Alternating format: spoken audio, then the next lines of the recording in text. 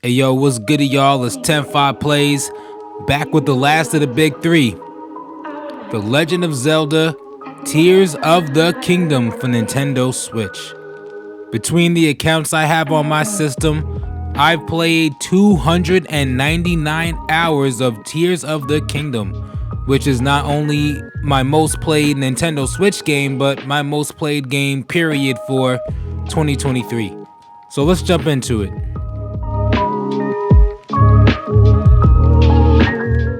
The story hit me a lot harder than I thought it would, to be honest. Like, the world building and the new lore, it kept me intrigued and wanting to find out more the entire time, even as I played through the game again. And I'm glad nothing was as cookie cutter and as easy as I expected it would be, you know, as far as the story is concerned. The characters were great, and there were times in the story where I kind of just put the controller down because it hit. The story definitely took a back seat to the overall gameplay, but somehow it still felt just as important. I loved how characters from like the last game came back with new importance and growth with their individual stories.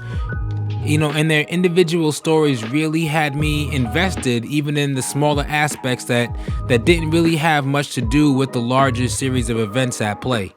You know, I was really impressed, and still I have times where I'm sitting down and randomly just think about some shit from the story and the lore, and I'm not even playing the game, bro. This gameplay is god tier. Ultra Hand, it's a game changer, even with like combat as well as traversal. It completely changes the way I go about certain situations in the game and can make me feel like either a super genius or an idiot. You know, I'm glad the Sky Islands weren't just more of the surface, because each one serves as, you know, its own form of puzzle, and using the tools I had to navigate them was really satisfying. I changed the way I play completely from the sky to the surface to the depths, and I didn't even notice that for a long time, but that's one of the beautiful things about this gameplay style. The game retains the open air of the previous game, but I felt like it had a lot more of the traditional vibes from previous Zelda games too. You know, like going into wells inside of, you know, wherever you find wells, and feeling that callback to like dropping down those holes in Hyrule Field and Ocarina of Time. I can pick up the controller and easily drop 5 to 6 hours into the game, and it's honestly amazing how fun it is. And that's the greatest part, man. It's that the entire gameplay experience is just pure fun. Like, I have a great time every time. The only thing that pisses me off sometimes is when your little ghost companion isn't there when you need them, like to launch Shinobu across the screen. You know, not Toolin. Toolin's perfect. You're my guy, bro, but I get they're out beating the shit out of whoever, but still, like, they're still great though. I use each one for different things, and sometimes I use their abilities in tandem, like I use Shinobu to create an updraft from the flames, and then I use Toolin's gust to shoot me across after I'm in the air. Like, I really have to end this section because I can go on forever about this for real, so, you know, let's move on. Tears of the Kingdom is a beautiful game. You know, I never had a moment where I was looking at the screen like, damn, that looks rough. It's not 4K ray traced, you know, it's not a game with each individual strand of Link's hair moving independently, but it's a game that they made sure had a beautiful art style that looks great all the way through. I know people just dismiss every game on the system because it's not 4K this and that, like I said before, but I've played plenty of games with all those qualities and they still look like hot shit. Like 4K HDR, 60 frames per second piles of garbage, bruh. This game took the time to make sure its visuals didn't slack. There's beauty and darkness in the way the visuals are handled in the depths, and it was amazing. It was to the point where I didn't activate light roots for a long time because it just looked so great with the pitch black darkness. Like, cut to the Sky Islands, and sometimes I'll just stop moving and just look around, taking in how beautiful it looks. The towns all look beautiful, they dripping with style. The desert in this game has a lot going on, but it's gorgeous. I love riding around and just taking the visuals in. Gerudo Town is still one of my favorites. Man, the art direction is just, it's top notch, and the themes and all the little details just hit right. The game, it's just a beautiful game, man. Like, some scenes are just pure art. and it looks just as good in handheld mode. Everything really pops on the OLED too, which is a massive plus. Sometimes I'm like, I don't want to take it off the TV. I don't want to downscale. Like I forget how gorgeous the game looks on the OLED screen, and then I play it like that for hours too, man. So yeah, everything just holds up so nicely, and I love it. The performance is extremely solid, which I kind of wasn't expecting, to be honest, because there just seemed to be so much going on, yet everything works so well. You get some slowdown, doing insane things, but never anything to hinder any actual gameplay. I haven't had a single crash, I haven't encountered any bugs, and it's insane that this is worthy of a ton of praise, because I feel like that shouldn't be the standard. I get games have bugs and whatnot, but these days, there seems to be so many to the point where it gets ridiculous. Yet, here's this game with these insane mechanics on a 2017 portable system, yet it hasn't crashed a single time. I want that to be the experience with every game I play, especially AAA, and honestly, that's how it should be. Anyway, yeah, the technical performance was great. So this game is $70, which is more than previous titles in the series. And it's a first-party Nintendo Switch game, and probably their biggest one to date, so I wouldn't expect it to just casually, go down. I can see how much went into this game and how it hasn't crashed a single time. How I have all these hours into it, and I still don't really get the price increase. Like, a game being a masterclass in the field doesn't mean it should be more money than others. Every studio should strive to do their best and make the best game.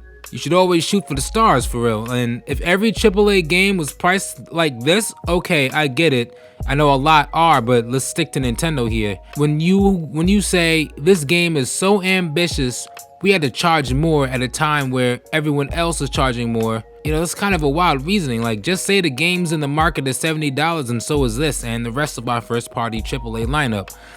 I get trying to get away from but those games are 4K and 120 FPS. Like, upping the resolution needed 3 new teams to implement or something.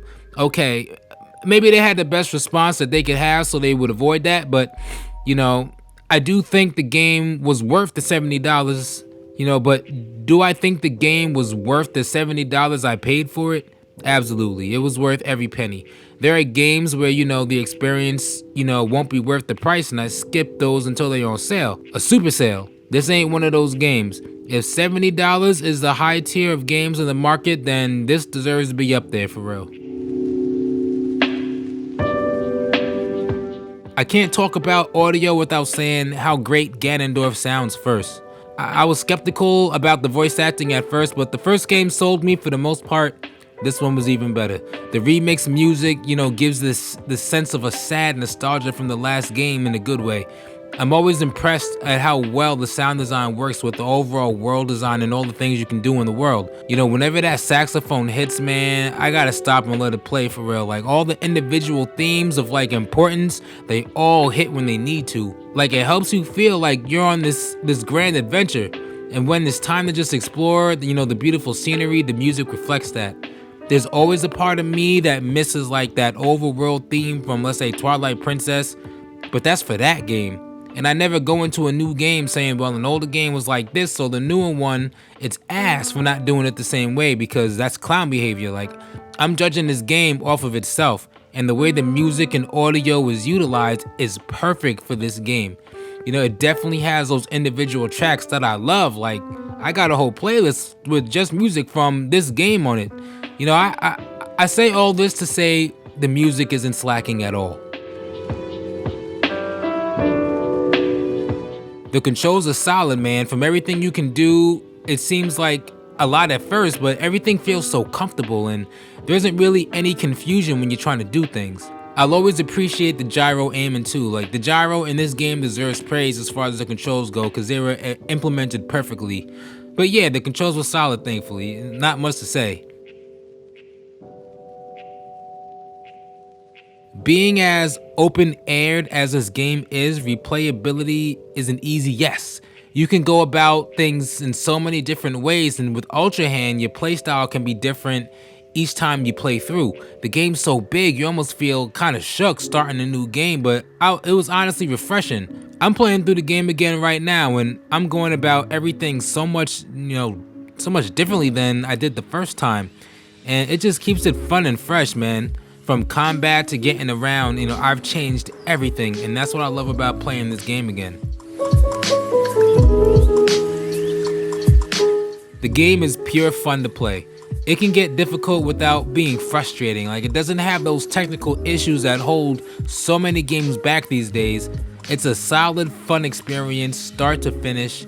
You can see how much I love the game from everything I've said so far, but games are supposed to be fun. And this is a game where you have to force yourself to put the game down. Like, honestly, the game's incredible and the entertainment value is limitless. So yeah, this is the last video in the 3 most played games I had in 2023. Yeah, I hope you like these, cause I know not many people will see it, but I just wanted to get my thoughts out about these games because I spent so many hours playing them, as you saw, and I have all these thoughts kind of bottled up, and it feels good getting it out. So thank y'all for taking the time to listen. Hopefully I'll be back soon, man. Life is just crazy right now, bro. I'm doing my best, you know what I mean? So hopefully I'll be back soon, because there's some stuff I definitely want to talk about when it comes to gaming, and I hope people want to listen to it. So thank you guys for watching. I'll catch y'all on the next one, all right? Peace.